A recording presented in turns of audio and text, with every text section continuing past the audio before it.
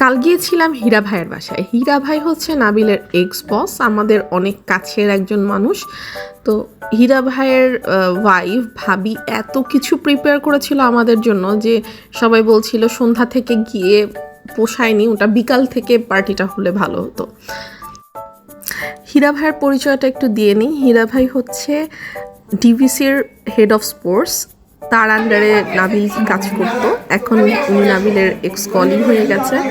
তো ভাইয়ের বাসায় গিয়ে এতটা মজা পেলাম, ভাবির আতিথেয়তা আমরা মুগ্ধ।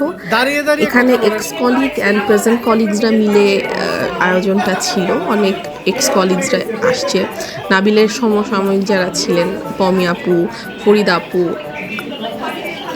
নাবিলের কলিগদের সাথে আমার আবার অনেক ভালো বন্ধুত্বপূর্ণ সম্পর্ক।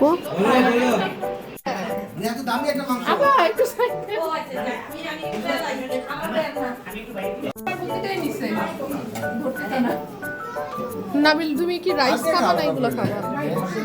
হাঁসের মাংস। পমি আপুকে এত বেশি সুন্দর লাগছিল সেদিন, তো আমি বলছিলাম আপা তুমি একটু দাঁড়াও, আমি তোমার ড্রেসটার একটা সুন্দর করে তোমাকে দেখা, একটু ভিডিওটা করি। নাস্তার শেষে ভাবির ছিল বিশাল ডিনারের আয়োজন, মানে সে কে কী খাবে এটা নিয়ে হুলস্থুল পড়ে গিয়েছিল। এত এত মজার সব আইটেম ছিল যে আমি তো বিফের কাছে বসেই ছিলাম যে আমি বিফটাই খাবো শুধু।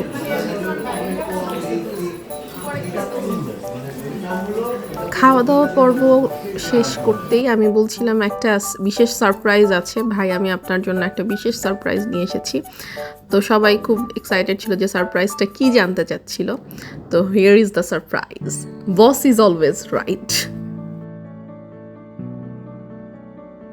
আজকের ব্লগে আমি তেমন কিছু আবারও বলবো না, কারণ আসলে এত বেশি আনন্দ এখানে ভয়েস ওভার বা বাড়তি কোনো কথার কোনো প্রয়োজন নেই আমার মনে হয়। কারণ কি হয়েছে, কি কি করেছি, এটা মনে হয় নিজেদের ওই মুহূর্তটাকে ধরে রাখার জন্যই আপ্রাণ চেষ্টা।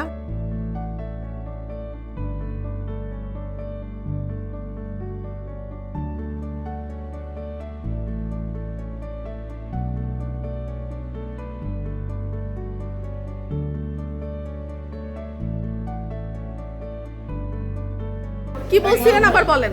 বললাম নাবিলকে নিয়ে কোনো অভিযোগ থাকলে আমাকে বলবেন, আমি আপনার সম্পর্কে মামা শ্বশুর লাগে। আপনি ও পার্ট টাইম মামা শ্বশুর, আমি তাদের আগে মনে করেছি। আচ্ছা আচ্ছা।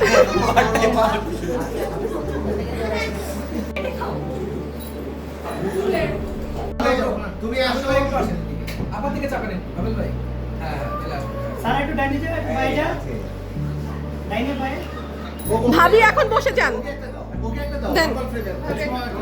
তুমি আসো, তুমি আসো। আরে খাবারের ছবি দেই সব। দিশা এক্স বস, প্রেজেন্ট বস আর বসের বস।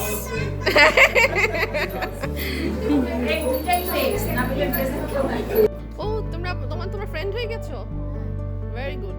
খাওয়া দাওয়া গল্প করতে করতে রাত 12টার কাছাকাছি বেজে গেল।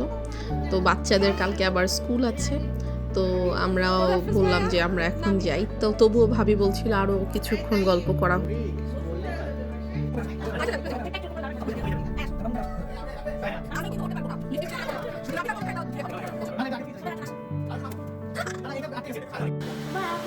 ভাইয়ের বাচ্চা তাইফ আর মেহরিন এত বেশি পছন্দ করেছিল সারগামকে যে ওরা কোনোভাবেই সারগামকে ছাড়তে চাচ্ছিল না।